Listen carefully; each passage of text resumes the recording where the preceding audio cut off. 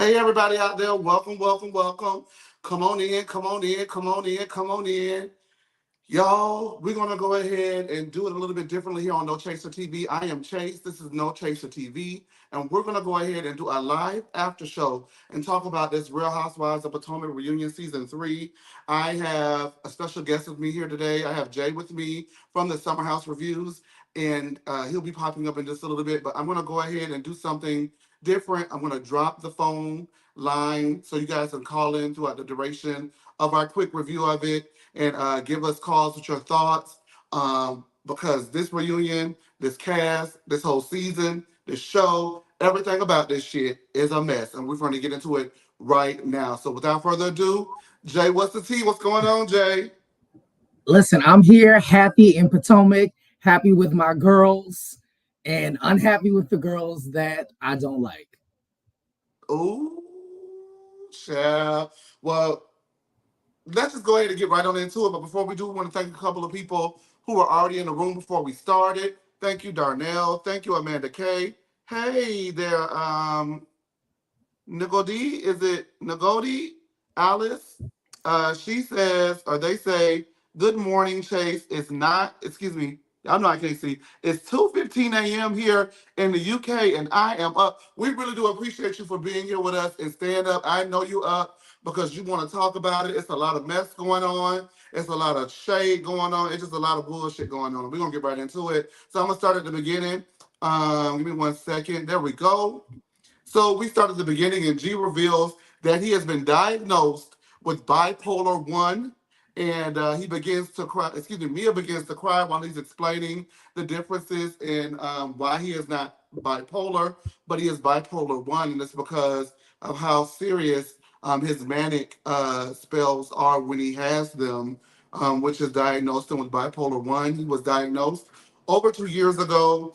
And he says it has gotten worse over the years as a result of his money and his power, but he does know now how to go ahead and take care of it. And it's not necessarily by curing it with medicine, but he does know the triggers and is aware of his bipolar diagnosis and what that means for him moving forward.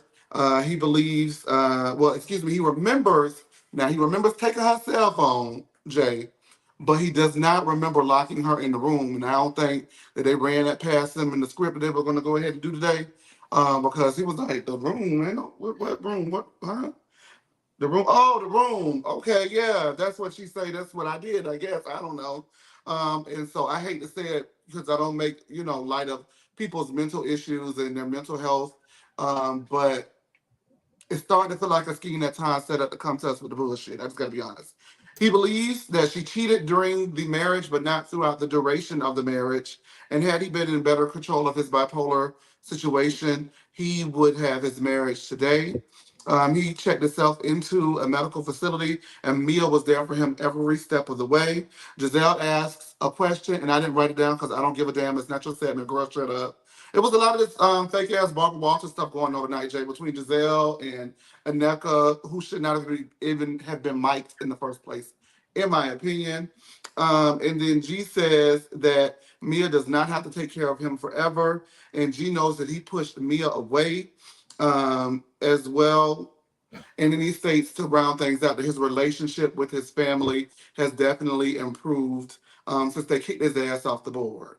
Pretty much is what it sounded like to me. But he says because now he's in control of his bipolar situation. He was not aware at the time when he was having those manic spells that was a part of the reason why they decided to remove him from the board. Jay, was a lot.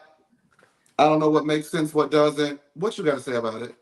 Nothing about Mia and Gordon's marriage makes any sense to me. Nothing. With that being said, I love Mia.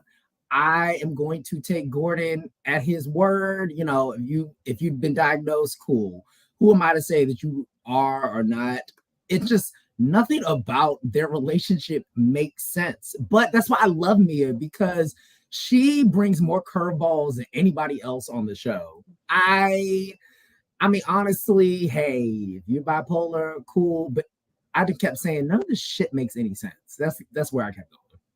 Well, I don't want to, cast aspersions on his diagnosis, so I'm not going to speak on him being diagnosed. But I do think that there was a game plan that they ran as far as what they were going to talk about, how they were going to address certain things, and that whole locked up in a room thing.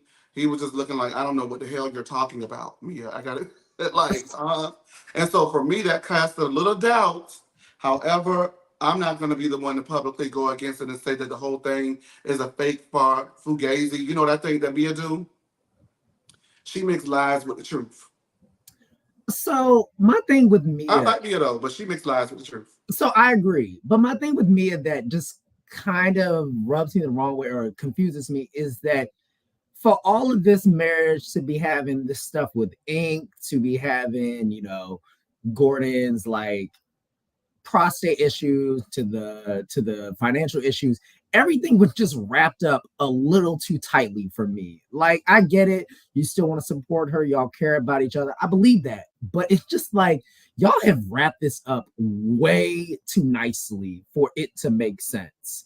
When And it's it's so like, sloppy, Jay, it's so it, sloppy and messy. and that's the thing, it's just like I would rather y'all just be like, look, we're in a chaotic place, it is what it is, we're trying to figure it out. But it's just like y'all went through all this, everything was in the news, Mia done run off with this new man, and now y'all are sitting here like, oh, that's my best friend, oh, that's my friend, we still love each other. It just does not make sense, because I think you look at them, and if you compare them to Ashley and Michael are not pretending that they're not chaotic. Like, that is believable. That's a real divorce. That's a real, well, depending on what you think, that's a real dissolution of a family, or that's a family that's in crisis. That makes sense. Whether the divorce is real or not, you can at least see that Ashley going through stuff. Mia is just over here like, oh yeah, left my husband, went back to my high school sweetheart. My husband's got bipolar, but I'm happy. Like, it's too cute. Only thing I can see about Megamind is that big ass forehead. I don't know about her. Nneka was Mike this reunion, and as far as I'm Not too concerned, much on Nneka. I don't know why her Nneka was Mike this season. Listen, no. Nneka, I don't know that I see it for Nneka, but I don't know that I don't see it for Nneka. I will say Nneka was acting like she was co-hosting the reunion, but I don't live. It was but very Nneka, quiet. I don't like it's it. not that I live, but Nneka was asking very valid questions that Andy was not asking. And I will say, if Nneka, there were a couple questions that had Nneka not asked them, we wouldn't have gotten certain answers. I feel like, yes, she was doing too much, but I'm sorry, she had some valid questions, Wait a regardless of what minute. you think about her. Jay, do you remember last part of the reunion when Nneka was talking and she was like, oh my goodness, oh my God. And then you can hear somebody in the background saying, shh, shh, like, shut Now, up. she was jumping in. If I'm gonna say this, the two most useless people in the reunion were Nneka and Wendy. So the two girls on the same side of it. Yeah, Wendy is useless. Wendy's been useless since season 6, but that's a whole different conversation. Uh-oh, we got a caller. We're going to let him on.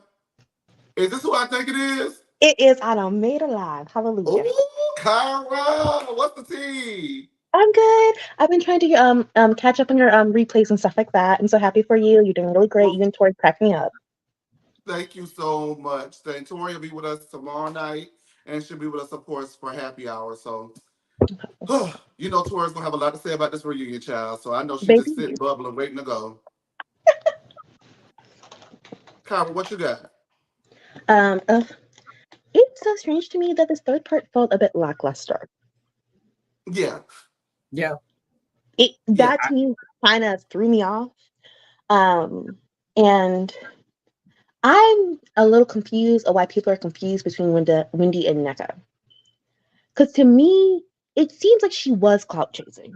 And it seems like my thing is, I found it interesting when Wendy said, they asked if I knew, all I said is I didn't know you.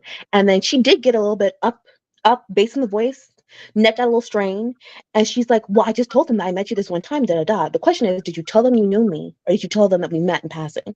Because to me, the person who kept going back and forth between knowing her, we met once, we met in passing, you won't even tell us the conversation y'all had in this quote-unquote VIP intimate space. Mm-hmm. So it does feel No. weird that you. I just joined. I just Hold joined on, the Jay, line. I just let the caller speak. Let the caller speak. Go and ahead, then Kyler. she keeps going on about what you did to me and trying to ice me out and da da da. Okay, let's say the mom thing is true, which to me personally, as someone who thankfully has been able to experience blackness in all its different forms, the way in which Winnie's mom talks, I know a lot of African aunties and Caribbean aunties who speak like that. So it does feel like she purposely misled the the way in which that it's spoken to an American audience, for one. But let's say this is true. To move forward, what has Winnie done to you currently on this show that you have seen? Because you are friends with everyone. So when you're screaming that you tried to ice me out, when all we've seen personally is her correct your name to these women who keep calling your name incorrectly, it feels a bit weird. Because then you won't tell us what she actually did to you. And to me, then it feels weird that you're forcing this issue. You acknowledge that it's a culturally sensitive issue. But then when Woody said we can coexist and we can move forward, it's not enough for everyone. And that to me also doesn't sit right. Mm. Because she's not a Giselle, you know. I mean, I'm sorry, Nneka was the main one still talking about Wendy after they said the whole we're moving forward and making sly comments about Eddie and all that kind of stuff. Wendy was not talking about her in confessionals. I'm with you when you were. I feel like she right, Jay. What you think? You agree? No, absolutely not. Not even in the slightest. Well, that's okay. So I will give some balance. I do think I'm sure there's a lot that they have experienced that production has decided to not show us. And I do think that probably does cloud how they feel about each other. Of course, the viewers, we can only speak on what we see. So I get how it appears. Yeah, there's something lost in translation, but Wendy's slip is showing a lot when it comes to Nneka. I feel like Wendy just be like, look, I don't like this girl. I did not want her on the show. I'm not trying to move forward with her because she's not trying to move forward with her. And it's okay. Everybody don't need to move forward with everyone. I just feel like Wendy wants to try to be this diplomatic person and she's not.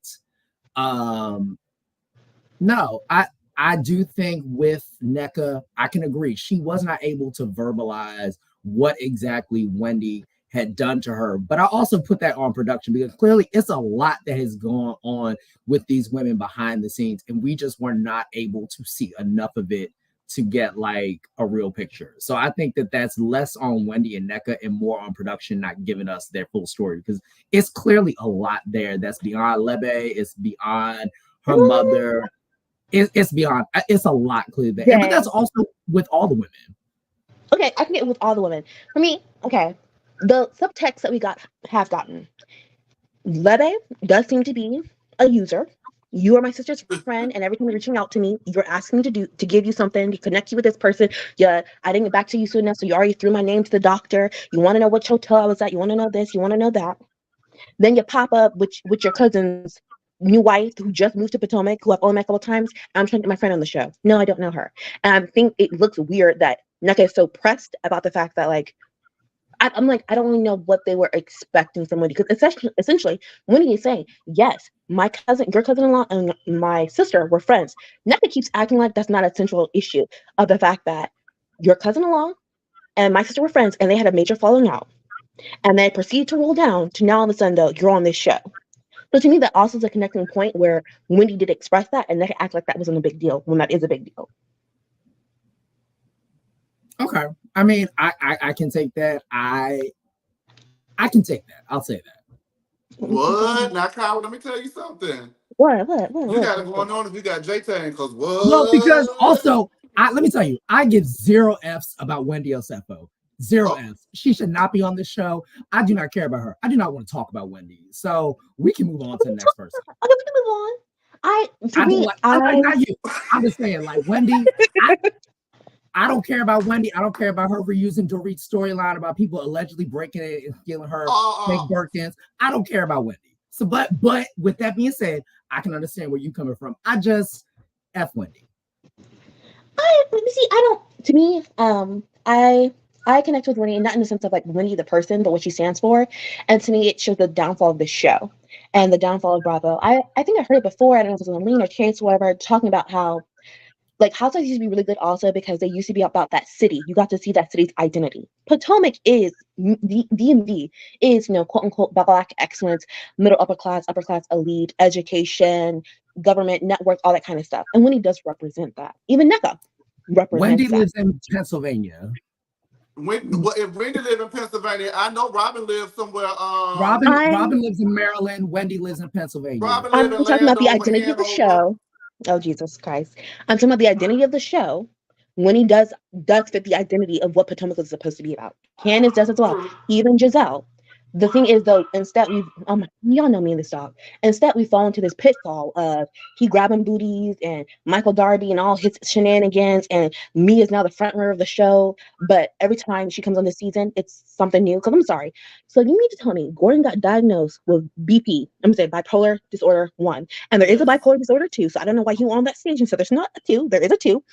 And you mean to tell me he got diagnosed 2 years ago? You've been on this show. This is your 3rd season. This is the first time we're hearing about it. You don't believe it? I believe it. It's there's just something to me. I do get like Housewives being, a little delusional, a little lie, a little soft for their own selves, not to put on people. But to me, Mia does it too much where I can't really invest in one thing with her. I can't invest in the foster care child when the fact of the matter is you have 3 grandparents who had enough money to pay their monthly life insurance policy to leave you a good sum of money where you have more money than Gordon, but yet you were on someone's cold heart floor growing up. That don't make no sense. I agree. So Mia is definitely a pathological liar. I think for me, where it becomes palatable is because Mia is so harmless. Like the girl just lies just because she can. For me, she just lies because she wakes up. She could say it's Sunday and it's Friday. But see, for me, Mia is not a harmful liar as of yet. I get what you're saying about Gordon and the bipolar. It is a little weird, but I think there's also like a gray area of if it was true. I think production probably plays a very they walk a line into, because these are people's personal health issues. Even if they've seen signs of it, they probably don't want to put that on camera if it has been there. So I kind of agree. It's kind of a weird segue, and I don't know really why he brought it up because it had nothing to do with anything. But overall, Mia is she's a liar I like. Okay, CJ, we want to tussle a little with this one. Mia is not harmful. Mia is the same one who went ahead and wanted to go on had this weird beef with Wendy, not separate of their own issues, at Miami last season. Started this whole Peter situation, ended up tossing drinks and trying to hit purses and breaking nails. Then she came to the reunion and out of her mouth said, I saw you give Peter the cookie on camera. That is not a harmless, innocent lie. But see, that's why I find her to be so harmless, because no one believes that. I don't even like no one Wendy. believes it because she's a bad liar. But see, what I'm saying is I said I don't like Wendy, but I don't believe Wendy was trying to give Peter no. Mia says whatever pops into her head. Mia and Sheree are very, very similar people. But where's the accountability for? Okay, yes, I like Mia. Don't get me wrong. I like Mia. I think she should stay. I don't care. I get it. I don't take her serious. So yes, I understand why I don't take you serious saying I slept with Peter. Like, really, girl? However, bitch, why is you going around telling people I slept with Peter? So I will say this: Mia should be held accountable. But if these women are not going to try to hold her accountable, then that's on them. No one. The thing is, I think they all just let Mia be in her own bubble. So it's like, is it Uchi Wally or is it one mic? Y'all want to hold her accountable, or just Mia's just 3 sheets to the wind? If people don't push her and be like, look, girl, you need to be accountable. They're just like, Mia, you said this wasn't true. They treat Mia like a child. The real liar is, yes, Karen. Karen is the biggest liar. No, we're not doing that. No. Mia and Karen are both liars to me. But my thing is I don't perceive Mia. Everyone lies in some way or form. But Mia goes 1 minute. I was an orphan. I was in foster care. To I had 3 grandparents who had enough money to leave me an inheritance. To I had more money than G when we got together, but then G last season was a big baller and spending 10 grand. Y'all did $60,000 in renovations. I was paying $10,000 a month for a rental house, and y'all all of a sudden G's the one who overspends. I get it. I guess my thing is Mia just lies about her own existence. Like, girl, if you want to lie and revise who you are, fine. That's you in your little bubble. That's you just spinning your wheels. For me, it's just funny because we don't know. Mia might wake up tomorrow and say, "Oh, I'm Asian, and this woman ain't my mama, and her mama don't look like her." But that's a whole different story. I don't know. I have a very soft spot for Mia. You think that's a hired mama? You think she hired the lady? That lady does not look like Mia at all. That lady don't look like Mia. She don't look like her aunt. She don't look like her neighbor down the street. That woman looks like maybe someone Mia met in the grocery store. Mia don't even all the way look like Mia. Well, that's very true too. But I mean, she not like the old Mia though. She made like the old Mia. Maybe. You know, I'm just saying. But yeah, maybe. I get where you're coming from, and I'm not going to discount that. Mia to me, it's because I think it's the fact that she's such a bad liar that you can laugh at it. It makes her feel light and fun. But to me, I feel like she is a horrible liar. She's a horrible liar. She's real bad at it. But I guess to me, I get issues. I take fault with it when she wants her lies to be taken seriously, or she weaponizes her lies against people. And that's when I have to put a pause on, like, I'm sorry, I can't get with this. And I can believe in some semblance that the Gordon issue was an issue. But I also find it strange that, okay, so this whole season you were dropping hints about you wanting a divorce and all this kind of stuff, but we never had like a really good, like, how fruitful of a conversation that would have been for, Gordon and Mia to be talking about it during therapy and all this kind of stuff. It almost felt like a last ditch effort to like throw on some more meat on the plate for why Mia should be here, if that makes sense. I can see that. So what I will say to that point, sometimes, and this is like Housewives overall, all cities, I think some husbands get a little bit more coaching and they get a little bit more like, hey, this is what we're doing. And I feel that with Mia and Gordon, and I don't really like that. Like I personally, and I'm a minority, I feel like husbands should be seen and not heard. I don't even really believe the husband should be at reunion. And I feel like I have a strong opinion. Okay, go. No, I don't have a strong opinion about how. I think I don't have a strong opinion like you cannot be not involved like a Juan Dixon, and you don't need to be so involved like a Peter or like a George. What's his name? Joe Gorga. Hold on. Let me ask you a question. Why is it a problem that Juan does not want to be involved? And I'm going to be very well. Yeah. I'm not going to say yes. Oh, Jay, we talking. Say it. I know of Robyn and Juan off the show. Okay. So Baby, he's on a Robyn. Okay, my thing is this. I think so for Juan, and this is probably going off a little off subject. Juan has made it very clear since season 1, he's there to support Robyn, but he doesn't want to be a part of the show. And I think that is fine. Every husband does not have to play the same role. And my thing with that is when Bravo starts to kind of expect these husbands to do a little bit more, he's not the majority of her storyline. Robyn has a storyline with outside of Juan. But let's say Juan was the majority of her storyline. He can still choose to film, but he does not have to show up to the reunion because that's what other people want him to do. If I'm a husband and I'm not comfortable showing up, I'm not comfortable showing up. I would rather not show up and be who I am than to show up and put on like a lot of husbands do. So, I can do that. I think that's the thing for me. That's just where it's a little unfair. I get it. Yes, Juan's been doing his dirt in the park at the dark. That's fine. They can do that, but he does not owe anyone to talk about it because at the end of the day, this is their family. Their family's going to go on beyond this show. And if they both can say, look, we dealt with it, we don't want to rehash it, people should just be okay with that and be like, hey, they don't want to talk about it. No, hell no. I'm sorry. Excuse me, Kyra. I'm the guest. You gonna let me? Can I say a little bit on my show? Is that all right? Go ahead. Where's the wig? You got in the way of some ass kicking this thing. Go ahead, Kyra. Okay. I do think, because I think it happens mostly with the Black Housewives, and then you have Jersey, where the husbands are expected to show up on the reunion. So on that across the board, I think there should be the expectation that we would have a husband segment at all the reunions.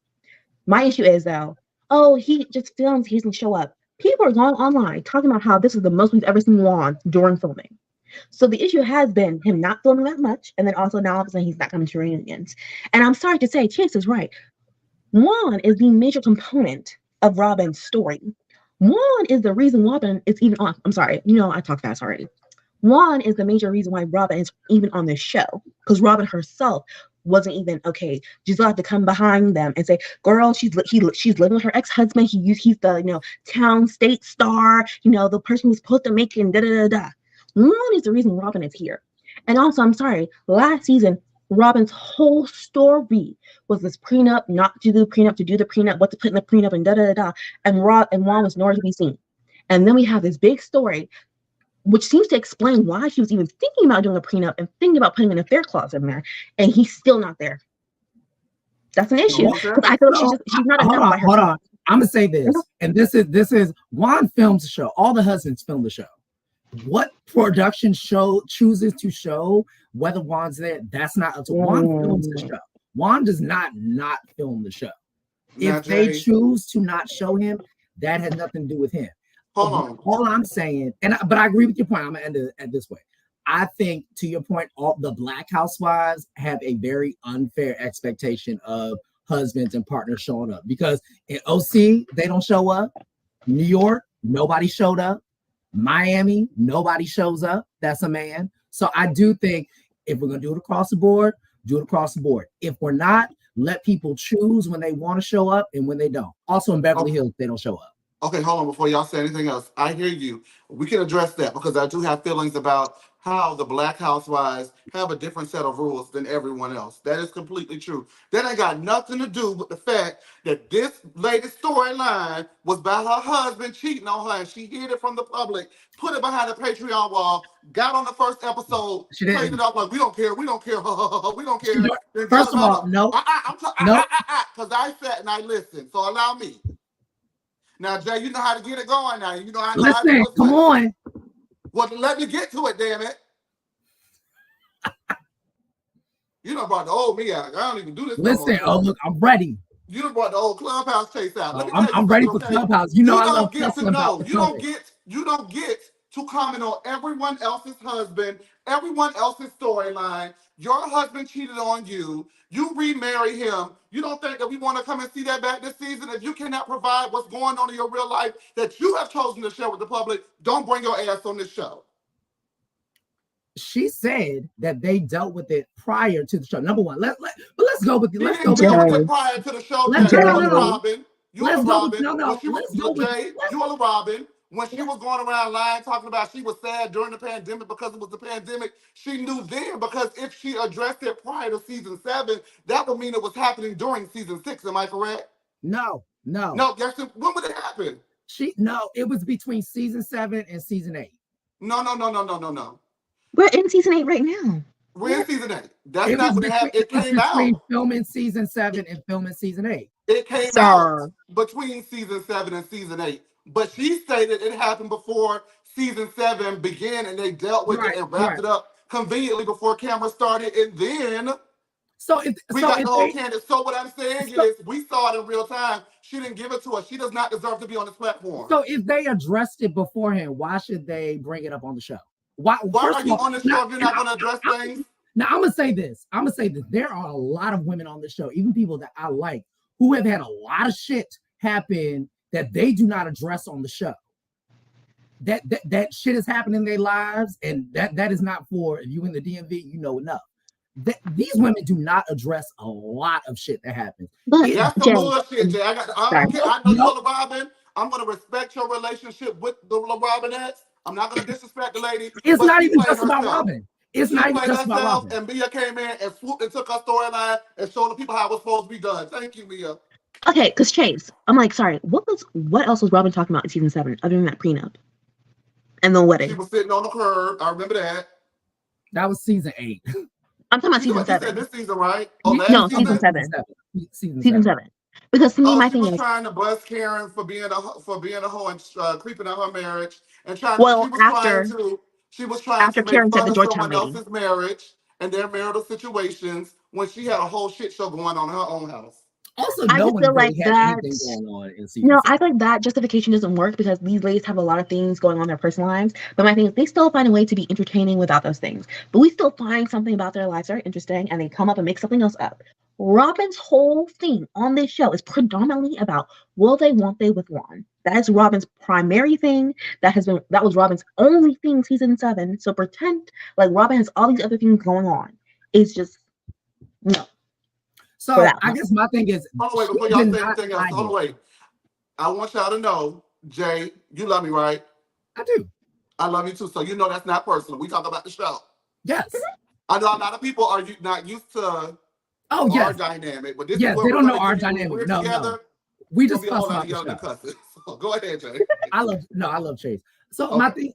I guess my thing is the second point about she hid it behind a paywall. She talked about it on the free or whatever public reasonably shady episode. She went into detail behind the Patreon, but she very much addressed it on the public reasonably shady. And people keep acting like she said nothing. Ooh, look at you. I want to listen to reasonably shady.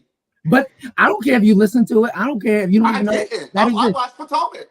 But the reality is she didn't hide it. You can say you don't listen to it. No, Jay. No, sir. Well, what you call that?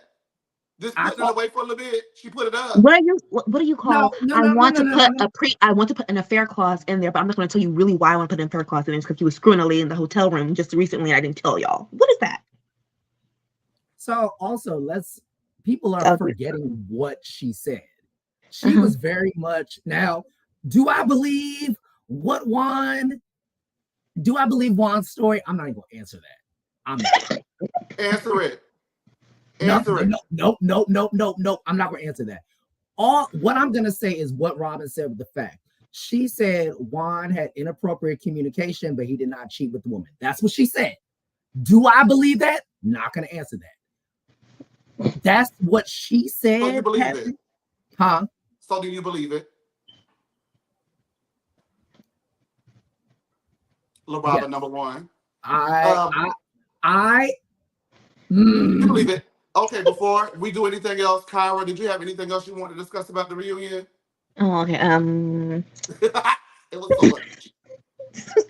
Anything on that take about the clip heard around the world? Everybody was so talked out about it. I don't think we talked about it. Yeah, we gotta get back on. Okay, yeah, we'll do that real quick. Basically, to me, I would have given Giselle a little inch if she included Ashley in that. Because Ashley's the one who brought that girl there. Like, that to me don't make no sense. Jim, why are we shaking the finger? Why are we shaking? Let her get. She's the caller. Let her finish. I would have. For me, I could see a world where people would have given her leeway if she included Ashley in the list of people who were at fault. Because to me, my thing is, when Ashley opened up her mouth and said, well, Deborah did tell me she wanted to clear up some things with Deborah, then Heather, you knew that Deborah was going to go up to Candace's face and start something. Like, I don't understand how we're going to skate by that, because that means, lady, you knew that Deborah was going to step to Candace. And my thing is, this whole, but what your mouth is, Deborah her feelings were already hurt because you got called Sesame Street. I don't know what you thought you were going to get called again when you walked up to her the second time. After she politely declined you last season not to talk to you, I don't know what you thought you were going to get the second time when you walked up to her in the club. To me, that's mean, and it does feel gross to be sitting there and there's this whole segment about Candace, your mouth. I'm like, this lady lied on my husband, was sitting there kicking, cackling about Happy Eddie and all this kind of stuff. And he was oogling me and looking me up and down and all this kind of stuff. I politely declined to talk to you. You were threatening her. Deborah was threatening Candace on Instagram. And the next time I see you walking up to me in a ponytail and a unitard, no. Okay, so no, wait, Jay, hold on. Kyra, thank you so much for calling in. Mm-hmm. Thank you so much for supporting. I really appreciate you. I just want to let you know that, okay? Thank you so much, Kyra. Y'all heard it. Y'all heard what Kyra had to say. Now sip on that. Ain't that right, Kyra? Yes, sip on it. I like you, Kyra. Okay, thank you. I like you, Kyra. Thank you, baby. Kyra say thank you, baby. I like Kyra. Look, and also, y'all, it's funny because any other Housewives city, I tend to have more general opinions. I go with the group. Potomac is the one city where I really have the unpopular opinions. I don't give a good goddamn. That's okay. I love y'all. I love y'all. Also, I'm pouring water over here. I'm not pouring tequila before somebody Thank God, honey, because before they call me Karen Huger, 2-time DUI driver. Let me tell you something. If you say one more thing about Karen, I am tearing Robyn ass up, and I mean it. I mean, listen, Robyn I got to no, defend I just let herself. you know. That's why I draw the line. So if you're gonna cross it, I'm gonna cross it. Okay.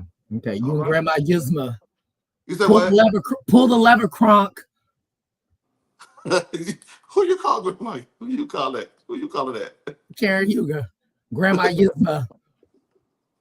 Well, thankfully for me, we'll be seeing Grandma next season. We will not be seeing Hulk Hogan next season. And I mean, I hope they can film in rehab. I mean, that's fine. She deserves to film. that's fine. At least she'll be what? What's the key word? Filmed. Catch. What's the lady name? Robyn be doing in Landover. She'll still be making money. What will Robyn be doing in Landover? She'll still be making money in Hanover. First of all, did you buy one of them hats? Huh? Did you buy one of them hats? I don't need to buy one of them hats. Oh, did but I know get plenty. one? No, I know plenty of people who have bought them. Well, why don't you have one? Because they're ugly. But also, look, I like Giselle, and her shit is ugly too. So I can look. I can. You like? Oh hell no. Okay. Anyway, Nneka, I'm gonna call her Nneka. Okay, guys, that's her name. Nneka reveals that she was raised in Wisconsin. Nobody cares. Andy says that he had no idea about the. Excuse me. Andy says that the production team had no idea about the shrine call before filming started, and they wanted Nneka to come on to Wendy. And Wendy, once asked, "Did she know?" Nneka stated she did not. However, to Wendy's surprise, Nneka was going around telling everybody and their mama that she knew Wendy. That's what the people said, Jay. I'm just telling reading I'm reading the reunion. I'm not saying this. That's what the people said. I kind of agree a little bit. Okay, all right. Wendy points out that Nneka is getting angry as they're having dialogue. And Nneka says it's because Wendy has lied all reunion.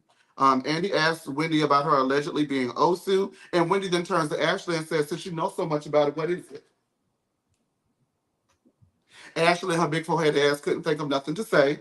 And so she does go ahead and attempt to apologize about it. And Wendy just said, you know what? You don't know what you're talking about. You should have introduced it to the show. You need to go ahead and fall on the sword. Ashley still does not want to take full accountability for it. She does own that she introduced it to the show, but the subsequent fallout from her introducing it to the show, therefore creating chaos. Ashley, let's get this circulating, Jay. Okay? If you introduce a narrative to a show and then all hell breaks loose, you are responsible. That's the only thing I'll agree with Wendy on. That's the only thing I'll agree with Wendy on. And I'm gonna tell y'all this. I personally don't like Wendy, and it's for different reasons. It's not that I don't like Wendy, but Wendy is not without faults, and she's not without flaws, just as all of the ladies are. But I think Wendy is so eloquent and so cunning that she kind of maneuvers the situations a lot better. But as earlier, she was calling Lone Nneka angry, right?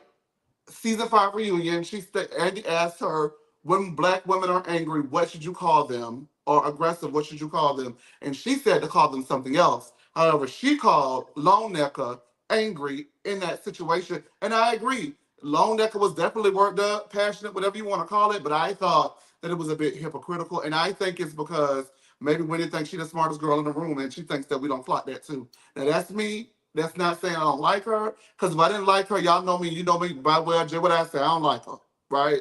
So it's not like I don't like her, but I also can see the criticisms in Wendy. Does that make sense? That makes sense. But question, you say you think Wendy's eloquent? She can be eloquent. She's compared to that cast. Compared to Robyn, are you serious? Have you watched her? We literally watched Robyn finger herself on camera when she was. I'm not talking about Robyn. Is not look. Robyn ain't eloquent. Neither is Wendy. Neither is thick tongue, peanut butter mouth Wendy. You can't say that. I can't. Cannon did. This our channel. You can't say that. Okay. Don't the thick tongue thing. You know that's bad. I'm just. Peanut butter mouth. Sorry. I love you, but we. I love you too. Peanut butter mouth. Y'all, please call up here and help me, okay? So Ashley had no. Ashley had no rhyme or reason to introduce that narrative, and she didn't take full ownership of it. We're going to move on from that. Uh, Long Nneka says that she was happy to be on the show, and she said that Wendy lied all season and didn't have any energy for Ashley, who introduced the narrative, but wanted all the smoke with Nneka. Nneka, you did say that Lady Mama was sending people to shrine and was basically calling her the devil, so I don't know. Wendy wants to be cordial, but nothing more. Now, I'm just going to say this, right? In my opinion, and I know it's not a popular one, in my opinion, I don't see what would have been the harm or the foul in introducing Wendy being the one to bring Nneka on through the group. Now, we're going to use logic, right? And so the logic that I'm using is Portia said that, her and Fallon were not friends. They normally group girls together to introduce them to the show. Am I right? Yes. So if that is the logic, and that is what actually happens according to Portia to justify her stealing that lady man, then wouldn't that same logic be able to apply for Wendy introducing Nneka? I don't think that Wendy is threatened by women, but I do think that Wendy takes a certain pride, or took a certain pride, in being the first Nigerian woman on the Real Housewives of Potomac. Being Nigerian, I think that's a lot of pride for her, a lot of heritage for her. And so I'm battling with whether or not she really wanted to be the only one, because she did not seem that welcoming. And then the whole thing gets introduced with Osu and then the shrine stuff, and all bets are off for sure. But in my opinion, you don't have to do nothing you don't want to do, right? So if no is a no, but I don't see why she couldn't have. And the first thing I would have had, the conversation with you, Jay, would have been when we sat down and I filmed that first conversation. Girl, you going around telling people I know you, I don't know you. How do we know each other? Like, somebody said that we knew each other, but I don't remember where. How do we know each other? You get what I'm saying? I feel like she could have handled that a bit differently. In the way that the reunion was edited or the footage was aired, it definitely looked like somebody in that production editor room don't like Wendy ass. Jay. So I agree. I definitely think that Wendy, there are people who do not like Wendy.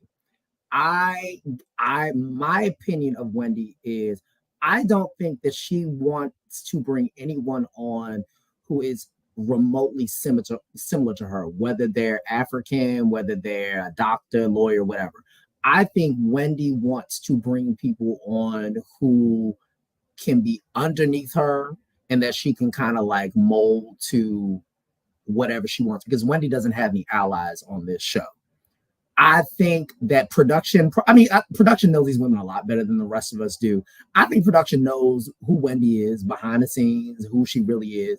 And I think that that's purposely why they brought Nneka in, because they knew that this would be the type of person to get under Wendy's skin, and Wendy's slip was showing.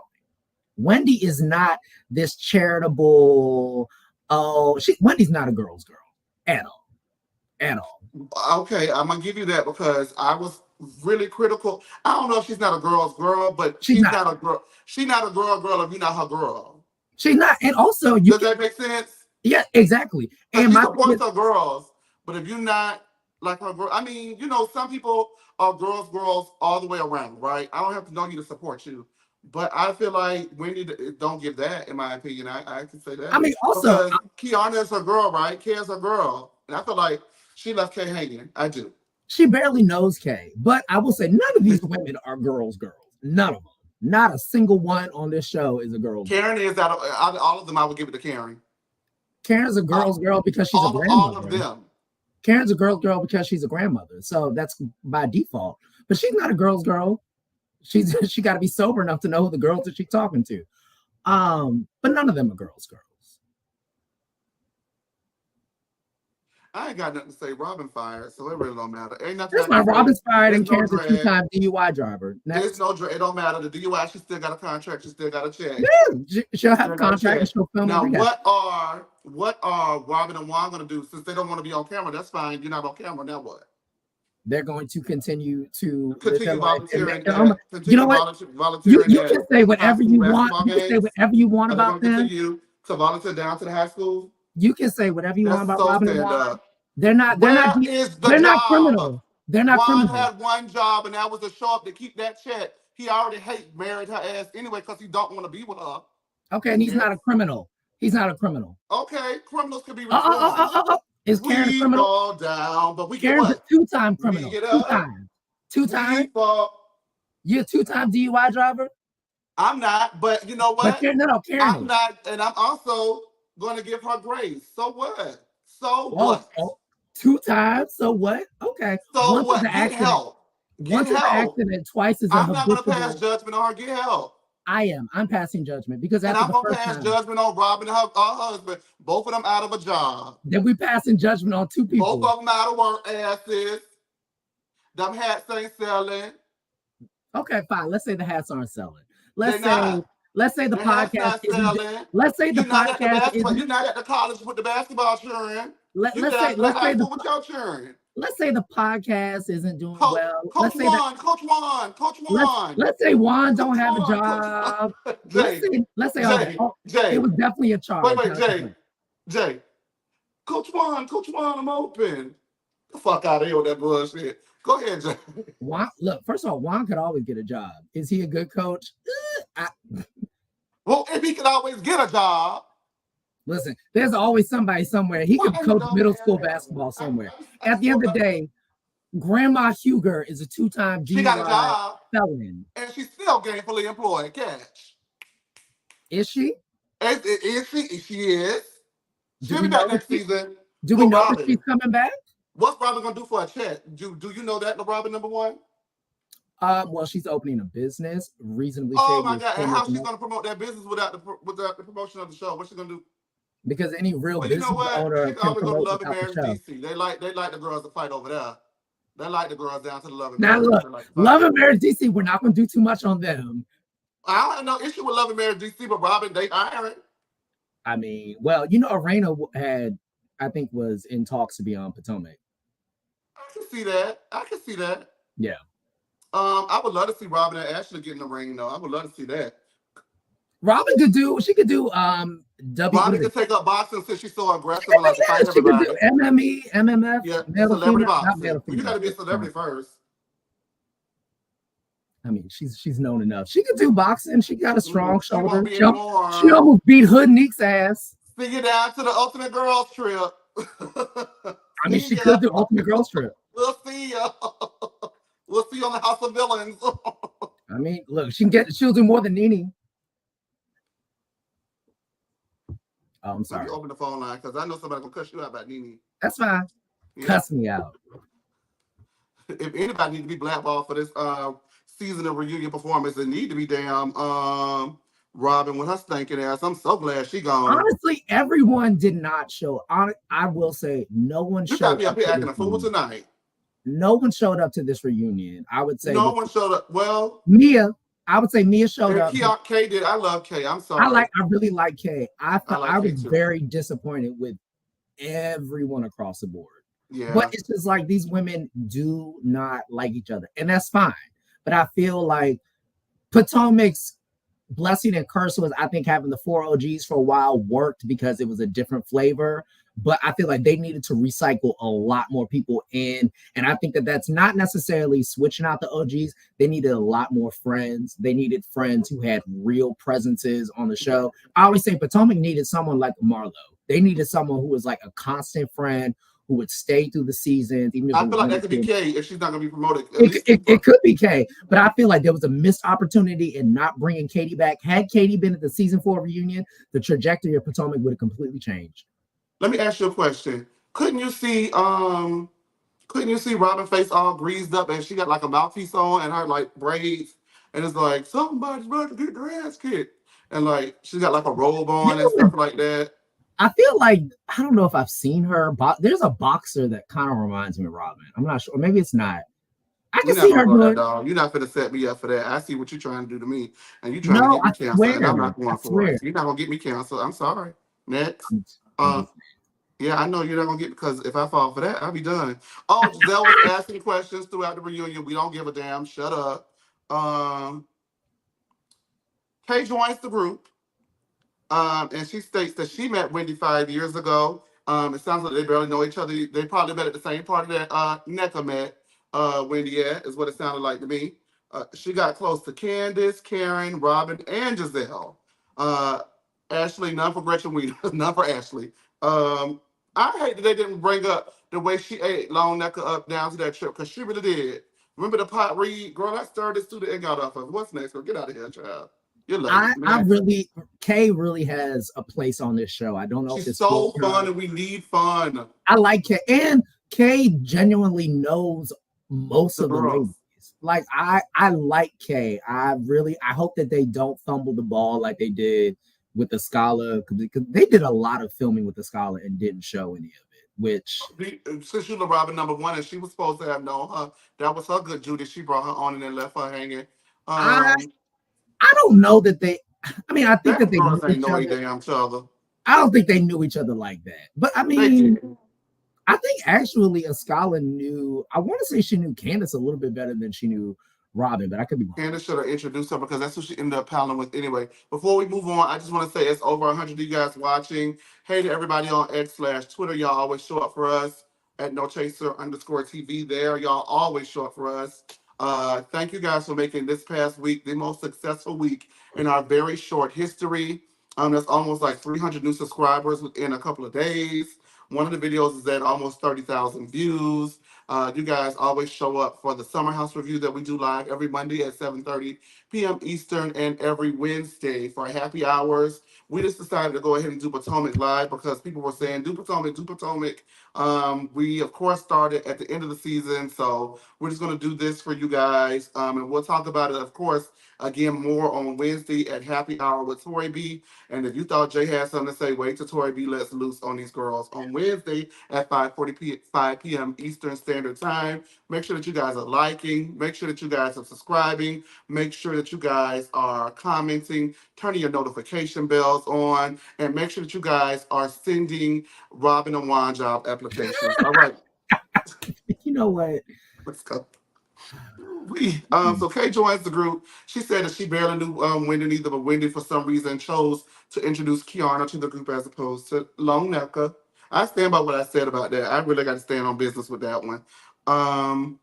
They asked Wendy why she didn't check on Kay during the group trip and why she stated that she did not want to share a room with Kay. And Wendy stated that in regards to the rooms that no one else was sharing a room, so she didn't want to share one either.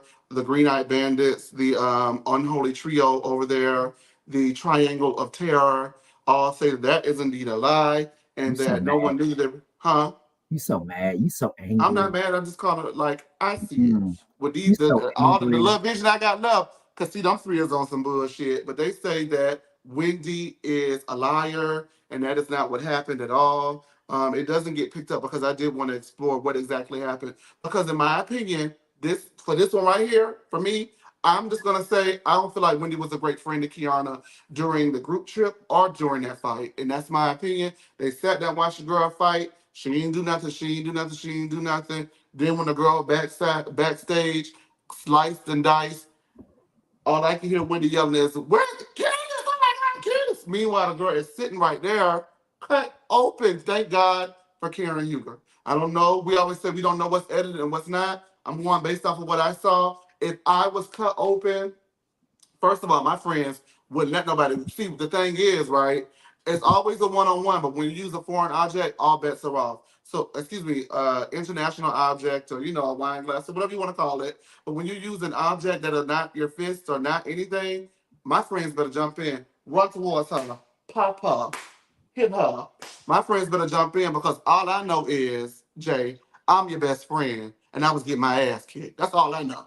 Thankfully, Kiana, put her dukes up and got the job done. However, if you would hit my friend with a glass, I'm definitely going to do something. I'm not going to sit back and watch. I have been sitting on that for a long time. That's how I feel about the fight.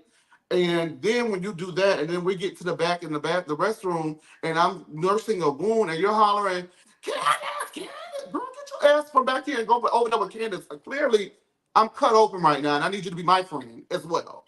And I don't know if she did, but Kiana does make a statement before she goes that we'll get into. And she states that she really wanted to thank not Wendy, but Karen for being there for her because she was scared, she was embarrassed. That was not what she wanted to represent. She has a business, she takes that very serious. She had no family there at the time, and Karen really looked out for her and took care of her. And I know y'all gonna think I was doing the most. I actually have not been drinking tonight, so but I kind of look misty eyed because I felt like that was some of the most genuine and sincerity that we got this whole season. Like she really bent. No, listen to me. Thank you. It also felt like she was also saying, they fired the girls for fighting on their job, whether or not it's self-defense or not. So I'm glad she did get to clarify that she was doing so in self-defense, and everyone recognized and understood that it was in self-defense. However, what was I saying? However, the Bravo chopped the girls for fighting, whether you defending yourself or not. So I'm glad that she got that out there and put it out there and let the people know that, it is what it is. Now, before we move on, thank you guys so much. I just want to say y'all are really in the chat going off. So thank y'all. To say something real quick to your point about Karen being there for Kay. Go ahead. I think Karen was there for Kay, and I think she has experience, taking care of Ray, probably changing his diapers. That it felt natural for her to go and take care of someone else who was in need, because that's what a grandmother does. My grandmother took care of me, and I think that Karen, at her very advanced age, regardless of alcoholic brain, I think that she does have a very caring spirit. And kudos, Grandon. I thank you so much for saying that, Jay, because that's yet another example of how well Karen is at many jobs, right? So she filled into that job role as a grandmother and took care of Kiana. And so there's another instance where Karen is gainfully employed and unfortunately Robyn is not. With that being said, we're going to move right along. Yeah, we're going to move right along. And Giselle is asked about the fight. Before we do that, excuse me, before we get there, I do want to address this. Before we get there, I'm sorry. Before we get to Giselle's opinions on the fight, Candace says, Kiana thanks also Giselle for checking on her during the group trip. And Candace says that she felt it was strategic in order to make Wendy and Candace look bad. And I'll just be honest with you, if you felt that it was strategic, first of all, I'm going to break that down because that doesn't really sit right for me, right? So if you felt that she was being strategic and you peep game and you peep strategy, your course of action to combat her strategy was to fall back and still not check on your friend. Either way it goes, in my opinion, y'all were not great friends to her in that moment of need. And was it me? Is it me? Was it me? Or was Kiana's stomach mic'd up? Because where did all them bubble gut sounds come from? Like, did mic her stomach? We don't need to hear that, Potomac people. Yeah. You don't have to do that. We get it. She's sick. We get it. But in my opinion, if you're saying that it is a strategic, that someone is purposely, first of all, that's nasty as hell if Giselle and them were doing that. I don't put it past Three Necks, Goozle, Double Goozle. I don't put it past her to do stuff like that.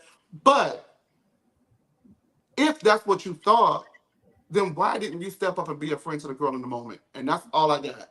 Go ahead, Jay. I agree with that. It's something about who Kay knows in the group that is really weird to me, because it seems, because Giselle said that Kay and Cal knew each other. It seemed like, honestly, Giselle and Robyn seemed to know Kay a little bit better than Candace and Wendy did, but production seemed to kind of I don't know. It's just weird, but I could see Giselle being strategic, but I also feel like at this point, the way all these women are, one person could legitimately be doing the most honest shit. If the other person don't like them, they're not going to see it. So it's like, at this point, I think I can't. But it's also Giselle, the wicked witch of a PG County. So y'all want to give? So this is. She is the wicked witch of PG County. It's true. The thing with Giselle is she stands on business about not liking someone, and people don't like that. But she stands on business about not liking someone after they retaliate to her for the situation she's created. Jay, that's fool. Okay. So what is she retaliating? Jay, that's fool. Is it? There's a lot of people who operate. That's fool. There's a lot of you people mad at me because I fought back. way. Now you beating me, man. Girl, please take your read like a champ, since you always got something to say. But other people business, take your read like a champ. Go find you some motherfucking business and keep it moving. Wait a minute before you get started. We actually have a caller. I'm sorry. I'm sorry, Jay. Oh, we got a caller. Oh, sookie. I know she was gonna be able to wait the happy hour. Tori. Hey everybody, it's Tori. One of the panelists on Summer House. She also joins me on Happy Hours. Tori. Tell the people what you're thinking. Really, just tell the people what you're thinking. I'm glad Wendy paid Nneka dust. I'm glad Neck really ain't have nothing to say. She wasn't even there to be commenting, just like Cal, who need to shut the hell up. It's just a mess. And I'm gonna say this: there's a whole petition to get Giselle fired, and she'll it's still be there. but there's a whole boycott. Did you know that boycott RHOP is trending? There's a petition to get aid to Gaza, and it's not happening. So what? I can do a petition to. No, but to I'm go going in to and say bring Gaza. this. I'm going to say this, and I have to be very judicious in what I share. But what I will say is they are looking at that stuff this season, Jay. It's a They lot of need changes. to. Hold on, wait. Let me finish. There's a lot of changes happening that you guys will find out about. I'm not at liberty to share the changes. I'm sure you know of changes as well. Everyone knows things, so I'm not just saying like I'm the only one who knows stuff, but I know for a fact there are changes behind the scenes happening, and everything is being taken into account. Everything, and that's all I got to say. So even though it sounds childish about the hashtag boycott RHOP, even though the petitions are, for some people borderline and just like it's never going to happen kind of thing. All I'm saying is, you never know. And I also want to say that the one thing that Bravo loves, they don't care if you hate girls, right? But it's because you love to hate them. Like, oh, she's such a villain. I just can't stand her. I love her. But this is transcending love to hate someone. And it's like pure D. We hate her. If she comes back, we're not watching the show. And so I did just want to put that out there that normally it may have been written off. But right now, what's going on in Potomac, everything kind of is on the table this And they time. calling out Andy too and Truly Original. Well, they're not going to get rid of them, so that's all. No, I get that. No, I'm just saying, but what you got to say, Tori? I think it's overdue. We've watched her and Robyn ruin this franchise for years. It's been Sorry. it's been a constant issue every year. I just need Giselle to find a genuine storyline because she hasn't had one since Sherman. And the twins are graduating this year, so you can't use your children as a storyline, nor do I care to. I need genuine storylines and not manufactured stuff. And correct me if I'm wrong, Chase. I will. Go ahead. But wasn't it reported allegedly that this whole thing with Chris was a whole discussion before the season even aired, that Giselle, Robyn, I don't know who else was present, that they came together and say, we're going to take down Chris. And it was reported to be so, but that's something that's their modus operandi. They had a discussion to bring up, Monique and the babysitter and the child and all that stuff. Right. Before it happened. So there's a pattern that's of behavior. Okay. So I did see a tweet where somebody said we need to get rid of Giselle and Robyn. We need to get rid of people making false allegations. And let me be very clear to the La Robins and the Glizzy fan base. Okay. G-Squad. It's G-Squad. Oh, she got a fan base for real? Ew. Why did that's the what better she name would be says. for them? That's what she says. The better name would be like the stovepipes. I do not claim to be a part of it. I'm just the stovepipes, the necks. The necks. I like ankles. Satanist. No, I'm joking. I'm sorry. She got the same neck as Vanessa Williams. Or rolling hills of necks, something like Vanessa that. Williams is all class. And they got the same neck. They got the same neck. And Who got the same neck? Giselle, Vanessa Williams. They got the same neck.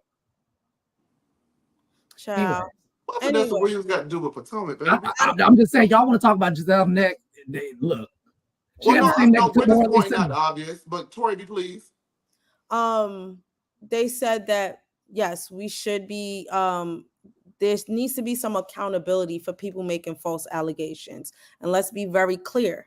Giselle did add sauce and said Yes, she does need a neck lift. Absolutely. I does. said that in the last show. But this, but what I will say is, they also said they should be held accountable for making false accusations. Giselle absolutely did add sauce and said that Chris grabbed Deborah's butt, and that was never said. That is disgusting. That is, let's be very clear. Michael Darby grabs ass. Chris was nowhere near that woman to grab her ass. Oh hell no. Yeah, allegedly. I'm sorry. You know what? This when you say that, this reminds me. This is what I feel just about Housewives overall. These women, I feel like no housewife should be consecutive for more than 5 seasons, because it is just not. When you think about your own life, how much realistically is changing in your life in 5? I think they all start.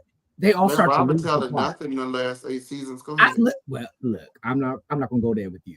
But I think all of these women, the longer they stay on the show, all of them, whether I like them or not, they all start to fall victim to, I've been on the show, I'm trying to keep my place on the show, and we lose the authenticity. Like, I mean, I think I disagree with that take. I kind of agree a little bit, because some people are on there too long.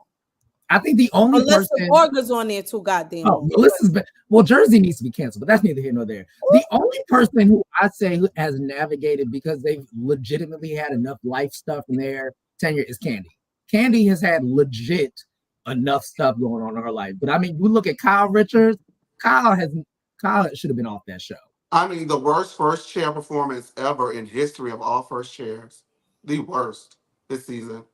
And I said it. That was the worst reunion performance of a first chair I've ever seen. If that's an award, Kyle Richards, thank you so much. You have definitely won that. Did you have any other thoughts?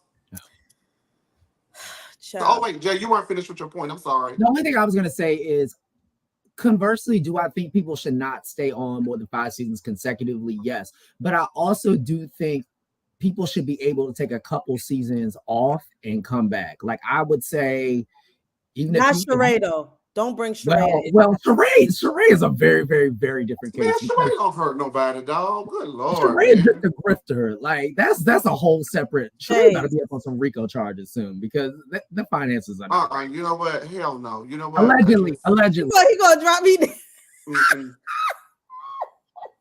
Okay, let me see if he done learned his lesson, because I'm not doing this shit. You learned your lesson yet? Allegedly. I'm just saying. Like, Sheree, you can't. Allegedly, Sheree is just a different case. Like, she's. But Neverland. I think all the women, my point was, the women should be. I think that they should be rotated. I think you should keep a core, because I think Potomac, the core 4 or 5, I think that they do have some place on the show, but I don't think that they should all be there consecutively, Robyn included. I think that they should come in. But see, that's the problem with keeping them there so long now, because they all really need to go at this point. I'm not even going to be funny with you. They can all go and I wouldn't cry, except for Karen. But even if they were to go, we don't even have anybody to cycle from, because nobody wants Sharice. You know, go Shasha. I want Kay. I love. What I'm saying is, how you can cycle out housewives, right? Yeah. Potomac doesn't have that luxury because they've kept the same group consistently for so long. They don't have anyone to pull from. You can't pull from Sharice because nobody is interested in her, unfortunately, as the main full-time housewife. Katie, we wish her all the best. Would have been amazing. She could have been that girl. I just got to say. But Katie, we wish her all the best. And then Monique says it's an absolute positive no. You know what I mean? So who do you cycle from? Back. Even though her last reunion, the work she did. I mean, I feel like they moved with Potomac because they did not expect Potomac to last. I think they kept the women because they didn't expect Potomac to be around. And I agree with you, Chase. Like, there's not enough to pick from. But that is also the flip side. Potomac is probably the hardest city to cast for, because there are women. I can name 3 or 4 women in this city who would be great on Potomac, but they got so many skeletons in their closet. Like, but who wants to deal with that? That's why I say they've got.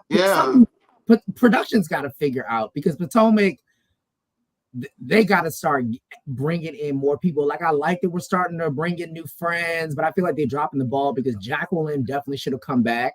I like Jacqueline. I like agree with Jacqueline. As that. a friend, now let's go full-time housewife.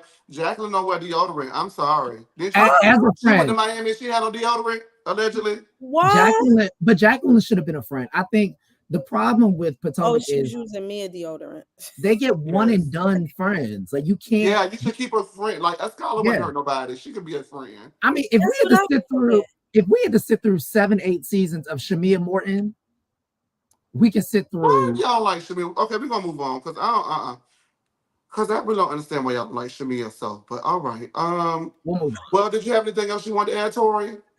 No, I just please sign the petition. People are saying Yeah, they need to you go got it, on pause indefinitely. They definitely You do. got Until we figure out this cast situation. It's not working. And let me preface this by saying I do love Giselle as a mother, but I don't, you're not 2 years after season 9, you will not have another storyline because you don't have a man, can't keep a man. And I don't What's know Wendy's what we're story talking gonna about. be? What? What's Wendy's story gonna be? Because I mean, we see that she's already gotten on the Dorit train with her break-in. So that Um, she's got a plethora of businesses to choose from. selling Exactly. she's selling candles. She wrote the book with On her Yeet. bleaching. And with what her is bleaching Juan mother. and Robyn doing? Oh, she's fired. Oh Well, Lord. Robyn just opened a bit. First of all, I wouldn't see. You see how Robyn's in your brain. All that just But said. let me be real with you. How many failed businesses does Robyn have? She could have sold them raggedy ass satin line caps, He's still selling and them. she couldn't get out of the bed to take a call with TJ. But that's the Maxx and first batch. That's the first order. That's not like a new reorder. Robyn's You know what I'm first of saying? all, That's still the first order from years Robyn's ago. still Stop selling flipping hats. houses. What happened to flipping houses? That's the only thing that she dropped because she Well, still Giselle sells ruined hats. that when she came in there and She followed the ain't lady selling the back in the caps bed. no more. Yes, she is. She is. Yes, she is. Yes. Okay, Yes. that And helped if her you, to open up this new thing, Well, right? she gonna yeah. need to sell them hats. And if you, I would say But this. she needs to because Juan is unemployed and will not be So what she employed as a allegedly? coach. Will not. Those What she hats are allegedly? ugly as hell. Those hats are ugly as hell, but people are buying them. No, And Nobody I'm buying not them knocking damn it. hats. yeah, They need them hats. But what I'm nobody's buying Ladom. I'll tell you that because Oh, Ladom shit. smells like white diamonds in the sewer. Well, how would you know what that smell like? Because I've seen it. I've seen it in Nordstrom and I've smelled it, and it smells like trash. Well, you tell me when one of them caps is in Nordstrom to not be sold, okay? She said she didn't Everything do that you brick and keep mortar. calling back, Karen done did it bigger and better, baby. Thank you so much, Tori. Good night, y'all. We're gonna see ya. Y'all, Tori, you done came up here and done got the table shook. Up here I love arguing with the Tori. damn people. I love Tori. I love Tori too. Nordstrom, That's why she's Bloomingdale, here. same shit. You said what? No, it was Bloomingdale's, not Nordstrom. Look, whatever. It was in Ladom, it, so. Le Swarm. See, but no, Ladom was sold in a store, and what's the name of them hats? Embellished. Because Was Robyn sold makes. by stores. Catch. Yeah, she got started hawking them hats like that. She's Hatchback to doing. that damn She's doing fat direct to family man. consumer. Oh, she saved her money. Well, obviously she saved her money because she don't show up to the set looking like nothing. So Now let's now hold on. she ain't spending it on clothes, is what I'm saying. That's all I'm saying. We're not gonna act like Robyn shows up looking crazy when Ashley Darby is literally right there. Ashley Darby. Ashley is the meth version of Lisa Hochstein. Oh no. Oh my God. Oh my God. Oh Lord Jesus. Wendy is asked why she called Mia slow. Excuse me, I don't even know if I'm allowed to say that on here, but the opposite of fast. And she said that Mia said that she was bi-coastal because she splits her time in North Carolina and Potomac. Mia. Mia. Wendy does apologize for saying that Lone Nneka was on crack. Mia says to be mindful of buzzwords because, things can happen. And I said, that is gross. Boy, I love Mia because she's a walking pot meat kettle, right? And then Mia says, I'm sorry, they say, they call her Mia be lying, and Mia says, Candace be crying. And I was like, that's Real Housewives. That's what I want. Give me that. Mia gives you glimpses of greatness, but then she just it's just muddled in with all this other foolishness. Y'all stop saying that in the comment section. I'm gonna have to get a moderator to the comments. Cause I y'all love the comments. y'all stop saying that now. I mean, But I did find it interesting that they had the conversation regarding buzzwords when again at the season 5 reunion, Wendy gave us all the education on buzzwords and what they mean. I just found it to be quite interesting. Is y'all living for Ashley hair this season at the reunion? Jay, is you living for the hair? Absolutely not. I said this on Twitter. Ashley needs Sacred because her hair is so dry. Beyonce, please send Ashley some Sacred. I'm so sick and tired of looking. Her hair is flammable. No. So short no. Hell, take one of Sheila's wigs. Ashley hair looks so bad. She said this. Ashley hair was given the same text. I know that's Cowboy Ashley. It's all those Corona she drinks. That's she dehydrated. There's no moisture in her head. Oh boy, Chrome Dome, you're one of a kind. Please. They got to do something with Chrome Dome next season. I can't deal with it. I hate that she was going around the gay bar telling everybody she's coming back next season. I really hate that for me. I will say Ashley in the wild in DC is very funny. Ashley and Charisse actually are very funny in the wild. I feel like Charisse might be a good time. Listen, Charisse is a very good time in the wild, but Ashley, boy, y'all are tearing that wig up. Was it giving Kim Zolciak season 1 and 2? It was giving Jessica Fox collection. Does it have road? Who sings better? Who y'all think got vocals? Ashley Darby or Kim Zolciak? Does it have road? You know what? I mean, neither one. Give it to Kim. I'm gonna give it to Kim. I am. Neither one of them can sing, but Ashley. I was gonna say who Ashley reminds me of, but y'all would. I'm not ready to get jumped on. But Ashley reminds me of a certain singer. No. Tennis Shoe. Anyways, keep going. Tennis Shoe. Who is it? Ah!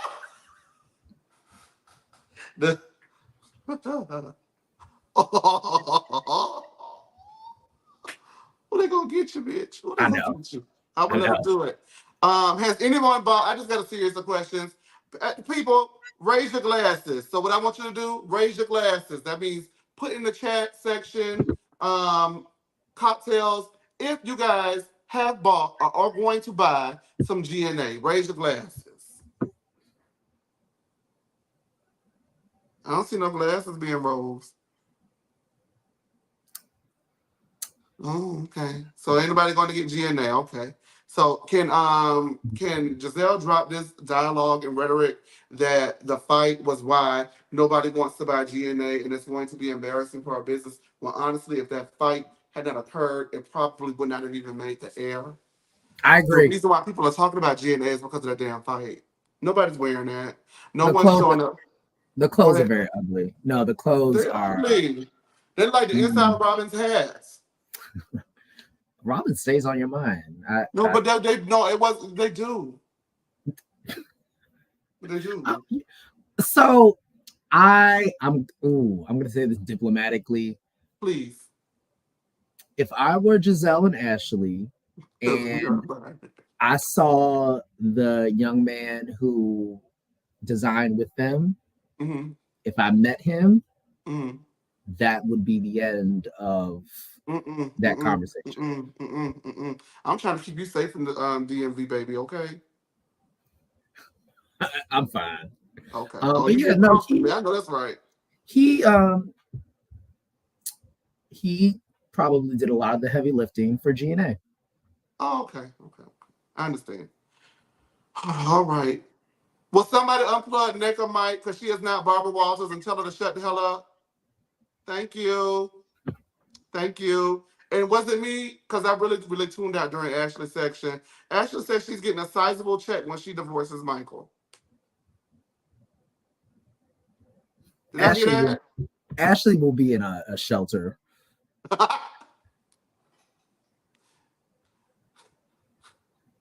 What's her mama name? Sheila. Is Sheila gonna be with her? Yes, she said Sheila was living under a bridge at some point, didn't she? No, I could've- no, that lady didn't say that. That lady we gotta call her. Hey, caller on your caller, you're on the air. I just got to watch in a different world. Caller, you on the air? Uh-oh. Hello. Oh shoot. Hey Because Jasmine. I could have woke up, slept, and I still would never buy GNA. I could have, you know, I could blink, unblink, breathe, close my nose. I listen, I was never buying GNA. No one is ever buying that. Even after the fight, I still would not buy a belt or the string that hangs from one of their sweatpants or whatever the case may be. I would just never buy GNA. So we're gonna just close that out. I wanted to just kind of give an overview what I saw.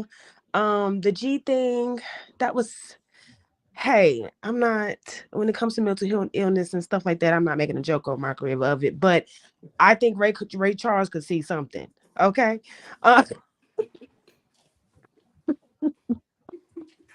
thought it was dementia, honestly. No, let me stop y'all for real. I just woke up. But I think even Stevie Wonder could sing that. But I am so sorry. I'm glad that they've, I don't know. It's just something about Mia. I love Mia now. I mean, I'm not gonna say love. I like Mia. She entertains me. But something about her just always just seemed disingenuous. So I think everybody kind of agrees with me on that. Giselle can go to hell. Okay. Giselle and Robyn and her, let me see your manager wig. All she needed was an asymmetrical bob, and I would have thought her name started with the K. As for Karen, I didn't know if we caught that. But anyway, yeah, there's nothing left for these two. Robyn and Giselle have ruined the show. And you know what I think is funny? Mia talking about buzzwords. Hello? Hello? Buzzwords. Are we serious? Why is the line always moving? So, I mean, I'm done with the colorist conversation because I just feel like if we're just going to willfully ignore it, then it's just no need for me to give my energy of it, any longer. I can't give it no more energy either, Jasmine. I can't. Jay, I don't care if you agree or you don't agree. Yeah.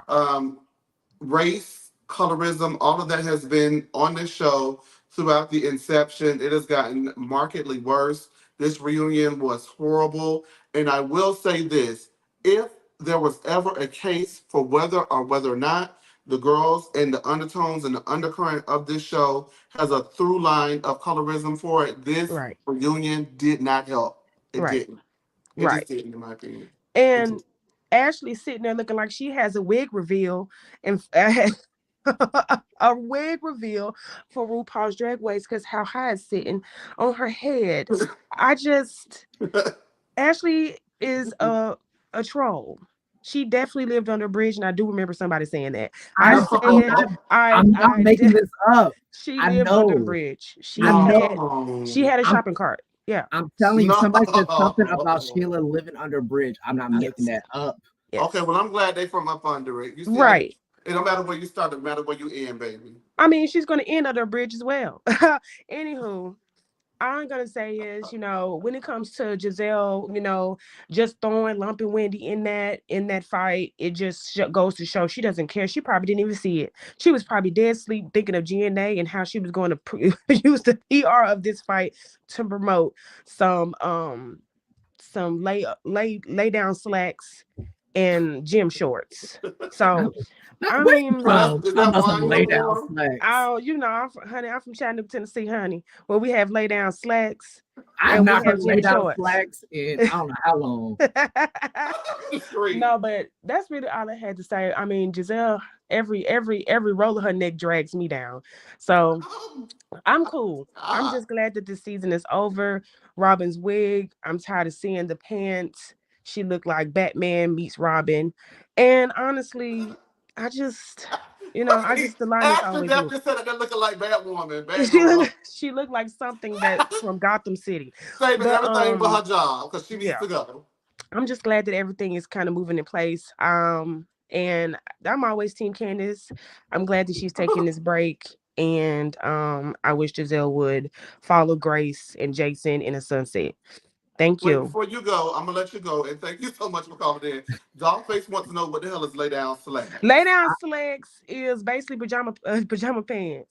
That's what they are. Lay down slacks. I I have mean, never, when I tell you later, I am going to use lay down slacks at some point because that is just so lay down slacks. I like that. I Maybe do. Robyn can I produce am a from line Chattanooga, down. honey. We country down there. I haven't actually said that in a long time, but pretty much they're selling some shit from Old Navy. So I'd rather go to Old Navy and just buy that. So that's it. Thank you. All You, right. you Thank know you what so I will much. say? Can I say this? Yes. Hmm. I agree that Giselle was not there for the fight. So for her to lump Wendy in was just really like, girl, I get it. You don't like these people. So look, me, if I don't like you, yeah, I'm gonna blame you for everything.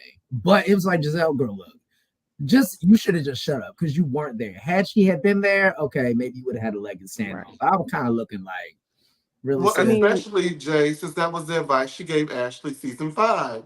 right. Right. Yeah. I mean, I just think, and I also want to say, I think that it's just very rich for Ashley to say the things that you say can cut people. And when Ashley came on the scene, she was talking about people being in bankruptcy. She was talking about Juan cheating. She was getting ran She up was on at the nefarious. Kangaroo Bar. She was talking about Monique.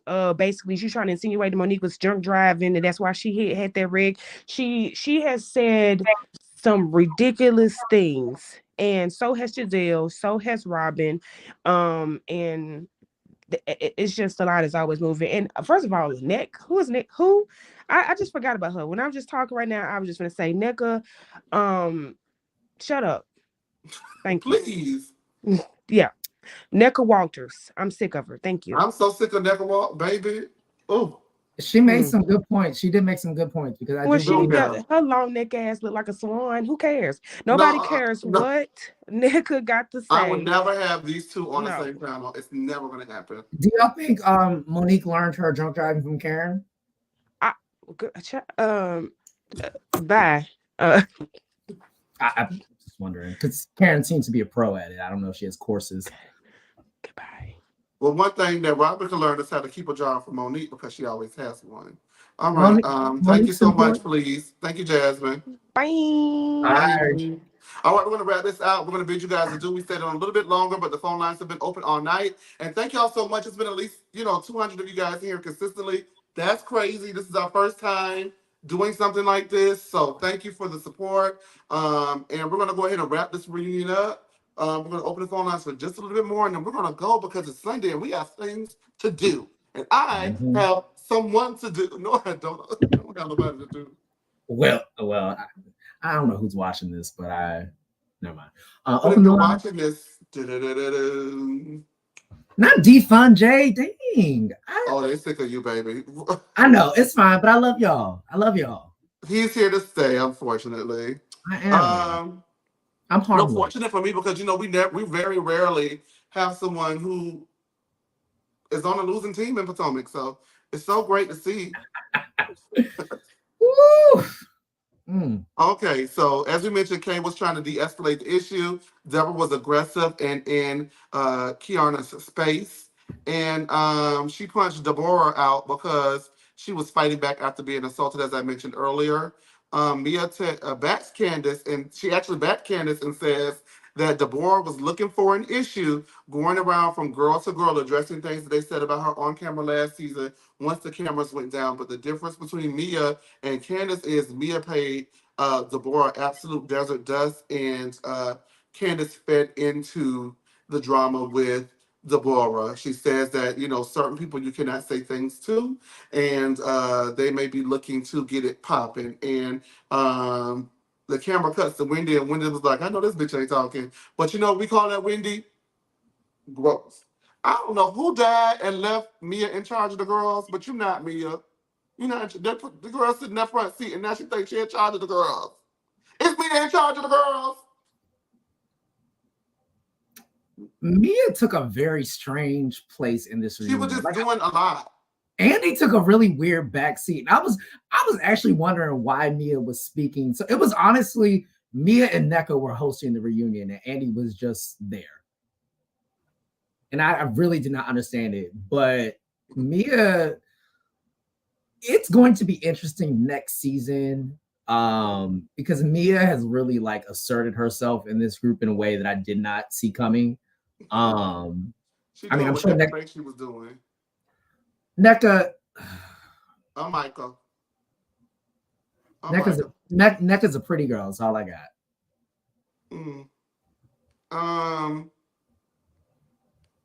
I like to call the people out when I read their comment. Rhonda, yes, take your read like a champ, baby. Take your read like a champ and get the hell on, okay? Thank you for watching. Yes. So Giselle says that Wendy, Candace, and Giselle says Wendy, Candace, Kay, and Deborah are to blame. Although Mia goes to bat and says that Wendy had nothing to do with it, and so Giselle conveniently leaves Wendy. Okay, I'll leave her out because you said it. So I'm just gonna point this out. Nah. Everybody was saying that she didn't have nothing to do with it, but when Giselle heard Mia say it, she gave Wendy so much grace and took her out of it. Like I said, there's a through line. I mean, do I need to say this or are y'all picking up what was put out? I'm sorry.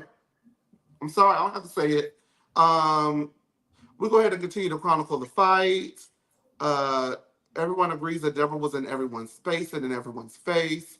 Ashley says that Candace's words exasperated the situation and kind of stoked the flames. Candace disagrees. It sounded like Andy was on Ashley's side a little bit. Ashley doesn't know Deborah to be a violent person, although everyone points out that she was indeed violent.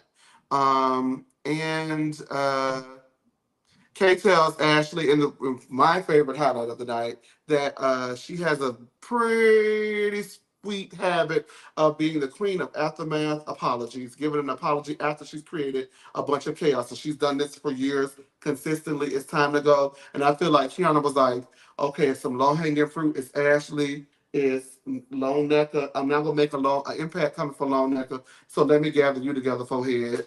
And she gathered her. Give her the girl champagne flute, or at least give her a permanent friend spot. Kiana needs to be there. We love Kiana. We want more Kiana. The reunion wraps up. Andy opens the floor for the ladies to apologize and own anything else. No one does it. And Giselle says that she can't wait for this to air. And that's why I'm like, damn, you really think you all right? That's creepy, don't you think?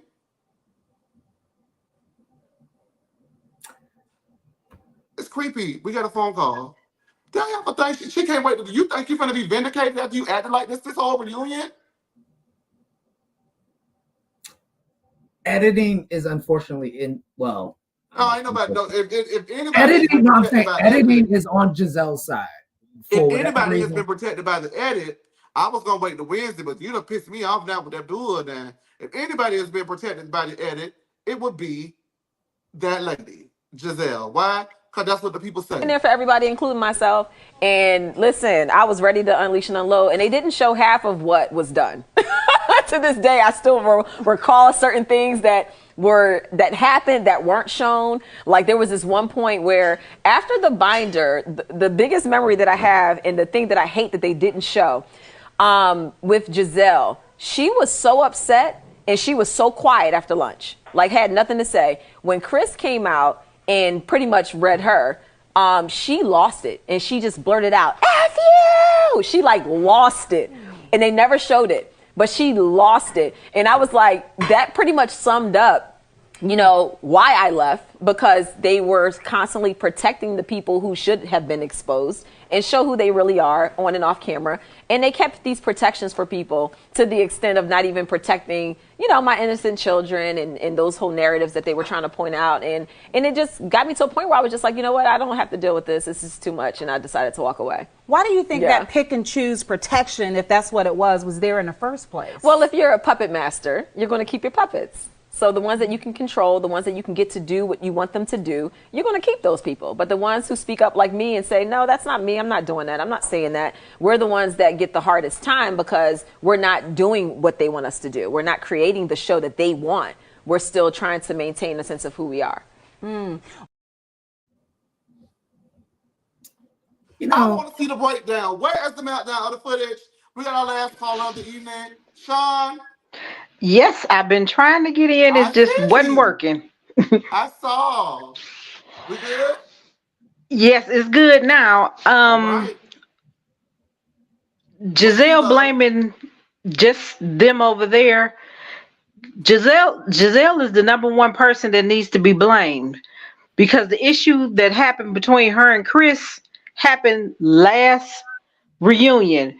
She had all the time in the world from filming the last episode of the reunion till they started up to say something to Candace, which she chose to wait till the cameras came back up to say something about Chris. And I do believe they already had their meeting, so their eyes were set on Chris. And Ashley lied on Chris and got her friend to lie more, and Mia lied on Chris. This is how all that started. If they wouldn't have never lied on Chris, none of this would have happened. But they don't see their part in it. They just want to blame Candace, Kiana, and well, it is Deborah's fault. But Ashley knew that girl had something against Candace, and she been chomping at the bit to get to Candace because Deborah probably thought Candace was gonna be at that housewarming and she was gonna try something then. But you could obviously tell Deborah was dressed to fight. She didn't even have on the nasty looking G&A stuff. She had on her own streetwear. And Kiana hit it right on the head. Ashley loved to start mess, then want to apologize later and leave things out. It's the mess that started it all. But they want to blame other people. And I want to know, I was confused. What did Wendy do to try to ice out Nneka? Can anybody answer that? I want to know. I have an answer, Jay. Do you have one? I don't, because again, I feel like they just chose not to show a lot. Again, there's a lot that clearly has gone on between Wendy and Nneka, but we didn't see enough for me to even have an opinion.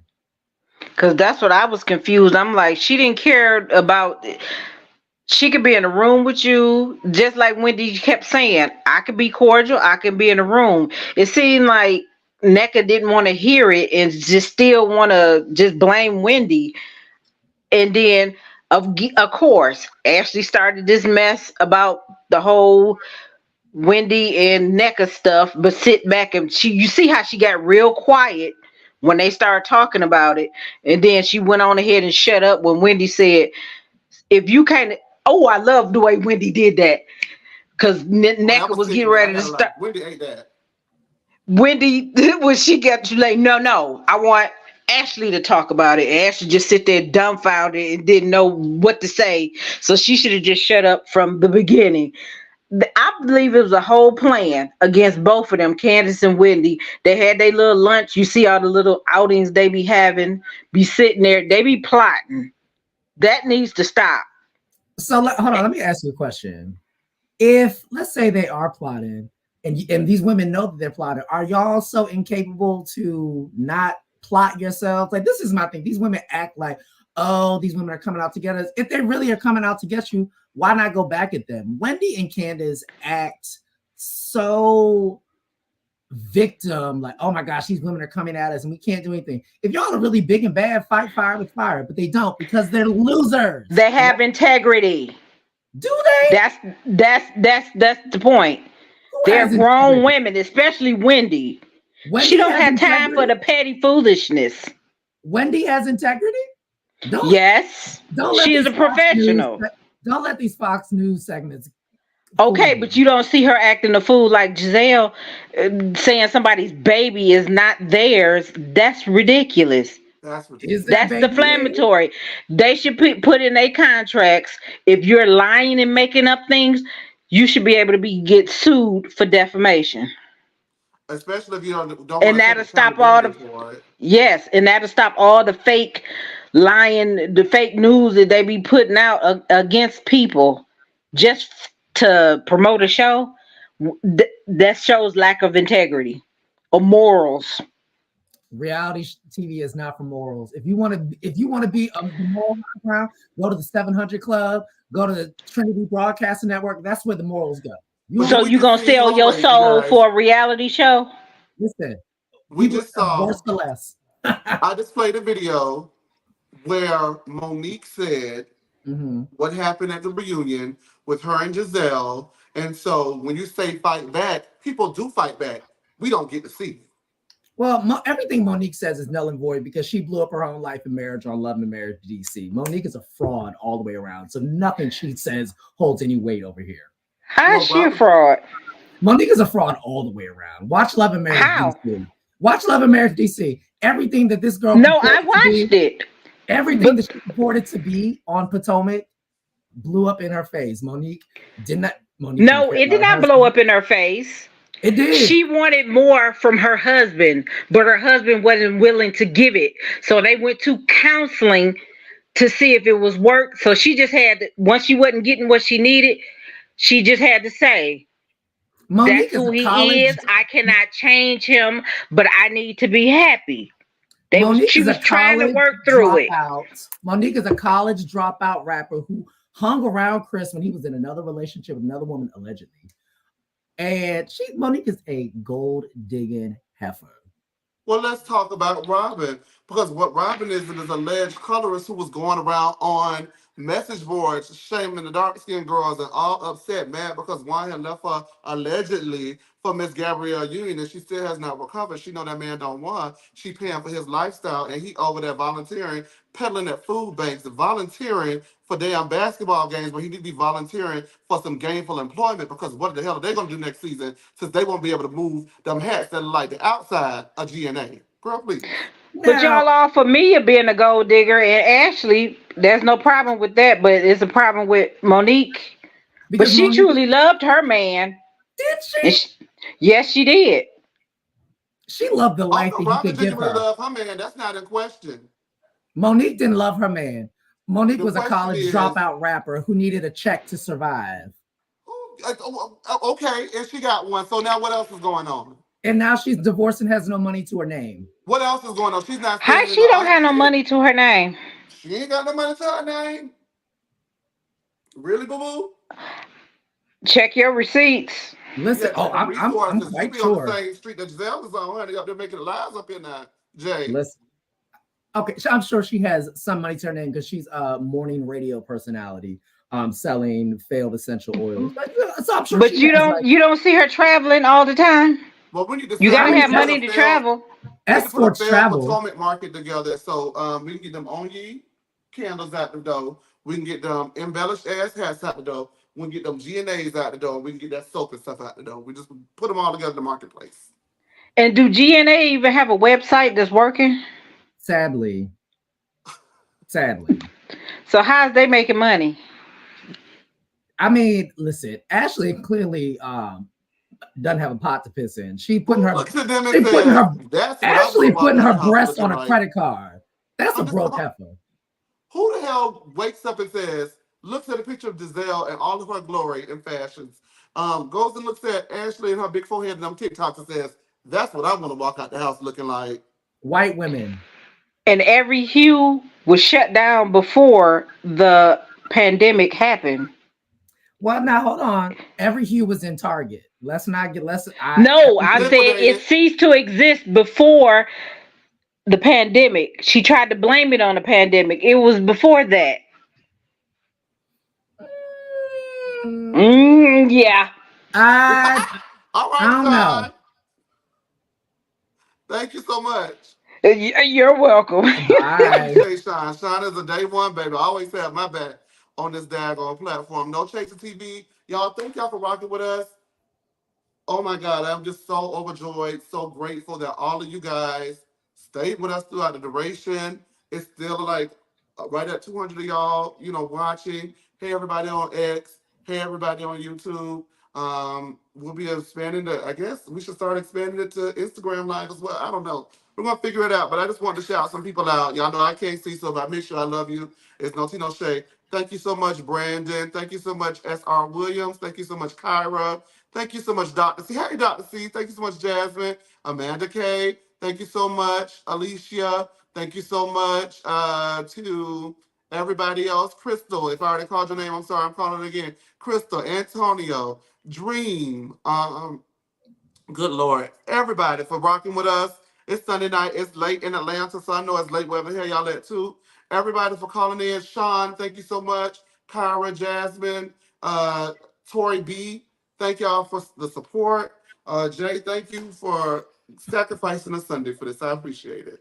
You know what? I'm happy to do it with you. And Alicia, your comment is cracking me up. Nneka wears. What Alicia said? She said Nneka still wears every hue.